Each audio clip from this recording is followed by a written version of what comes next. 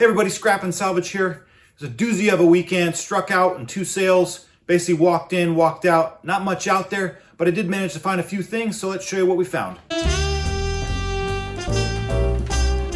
had a friend reach out to me, a high school friend, that sent me some of her dad's stuff. This is this pile of her dad was in the Boy Scouts in the 50s, but there is a couple older 39 ones, and some of this military models and things like that. These are cool, just these different jamborees, Lincoln Pilgrimage from 1953, Camps Indiana Council, Camp Robinson, Meshingometia. A lot of these just in the 50s, just kind of cool. This one's from 47, Central Minnesota Council Jamboree from 1947. So that's cool. There is value in older Boy Scout stuff. I have sold some older patches to the right person. They have some value. This really big one's pretty sweet. This 1953 National Jamboree, Irvine Ranch, California, Boy Scouts of America. And then the earliest one, I think, is from 39, more of a felt style Racine, Pleasant Lake, if I'm pronouncing that right, Scout Camps of 39. That was cool. And then the cap here, and this is kind of cool too. I'm going to the Jamboree, California, 1953. I'm sure that goes with that. And then also some military literature, military miniatures. It's kind of cool that you can collect. I guess her dad was really into the collecting these little war miniatures and things. The Soldier Shop. Kind of cool. Different eras, different countries, medals, and collectible kind of thing. So very neat there. And then some prints. Hanover General and Adjutant. So different varieties of prints. Not too sure on all these. Some of these look like they're in German. Also got an assortment of used stamps. Haven't really looked into that. I don't know stamps too well. But, you know, I'm sure there's some value in those. There's Boyd's models of these Revolutionary War canyons. This hasn't been built, so that's very cool. Different assortment of those with the pieces in there. Then moving on to these. This looks like Revolutionary Riflemen of Thompson's Pennsylvania Rifle Battalion, 1775. But they're all, you put them together and then they're out of aluminum, I'm guessing, and paint them and do what you want.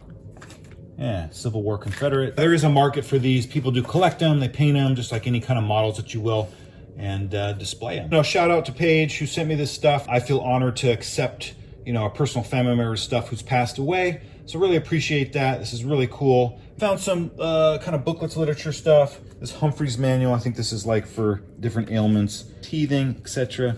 I don't know. I just like looking through old ephemera manuals and stuff like that. Not a high dollar thing, but just kind of cool.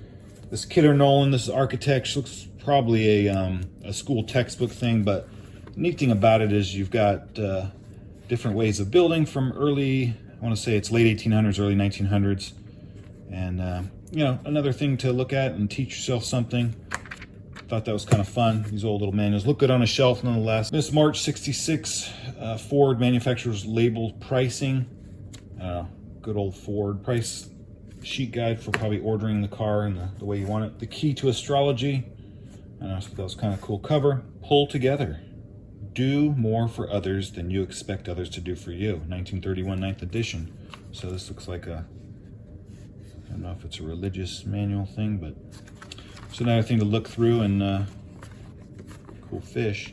Get some info on. Oh, it's kind of cool. Someone put a little, almost like a little flower in there and pressed it. So kind of fun. Even the things you find in books and things that people have left in there. Found a couple tins and whatnot. This is Red Devil Liquid Soot Remover. Really love the graphics here. Probably, I don't know, probably from the 40s. 40s, 50s. Tins do bring some money depending upon, you know, gas and oil brings probably the most. But this little thing, I've seen them anywhere from $7 to like almost $50. So you just never know what someone's looking for at the right time. Got some baby powder stuff, cool display items.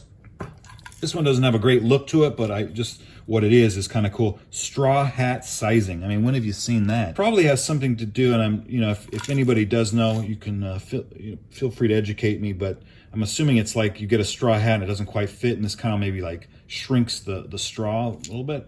I don't know. So just thought that was kind of neat, but dried up, pretty old. Old Spice in the glass, probably from the 50s, aftershave lotion. Kind of cool. Not something I normally buy, but price was right. This was all together, so I was like, I'll grab it. This is probably my favorite pick of the little advertising things. Barber's Butch Wax with lanolin. This is it's basically like gel but it's when kids would get that flat top in the 50s and 60s and kind of give it that form and shape. Out of Glendale, California, but just so cool. Still in there, probably still, you know, grease your hair up. So thought that was cool. Never seen that before. I think this is like some form of antiseptic. Ultra-Teen germicidal, excuse me. And this, I don't even know what this is, but Digoline. This is some kind of medical ailment relief things there. This is kind of cool. Never seen one of these. Duo Fast Pocket Stapler. When do you ever need a pocket stapler? But I guess you can just put it in your pocket and need some staples, but kind of cool. I like to find the weird and interesting things, and those things generally sell. This little Santa Fe Railroad pen, could even be gold, not sure though. Missing, I want to say the little eraser tip, but those are easily found. David Lord.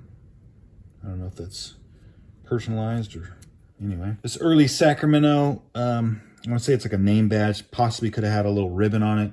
Not sure what it's for, but I've seen similar. And definitely old by just the back clasp. Found this tape measure with an 1/8 scale and also a 1/4 scale. Just something to throw in the mix. Moving on, some ephemera, some paper goods here, and some pictures. Looks like some kind of wildernessy scene almost, and with a river. There you go. It's kind of fun. Looks 40s. Little black bear getting in a car. More of the same. This stuff I just, you know, these little advertisements. Come on in. Get in the mail. Mead Motors.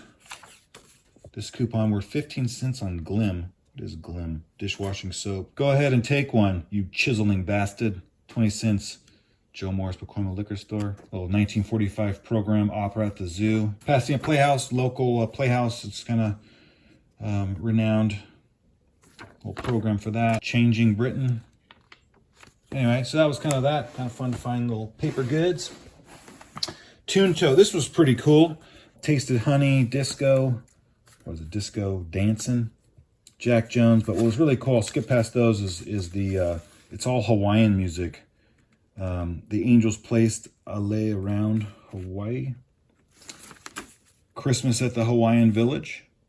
Star on the Palm Tree, My Hawaiian Song of Love. So they're all Hawaiian, so that's cool. I haven't listened to them yet, so I'm sure there's some value in old 45 Hawaiian stuff. Give a better look at that at some point. And then lastly, I found this production 3 book of photos and little pieces of paper about this guy's life. And he was a sound guy for film and different things. And it just, this is probably the coolest thing. International premiere of Leo Tolstoy's War and Peace.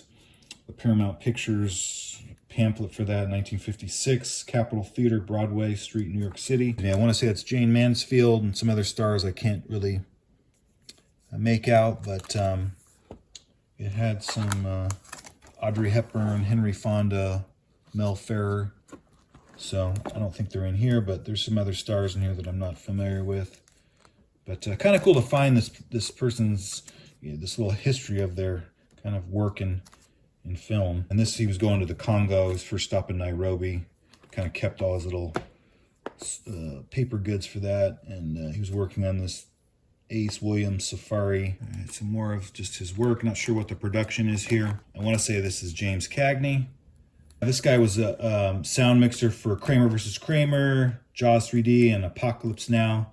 There's some of his well-known stuff, but there he is. He's doing some electrical testing there.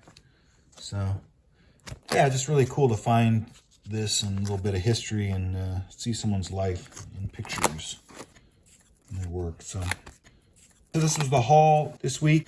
Appreciate you watching, and we'll see you next time.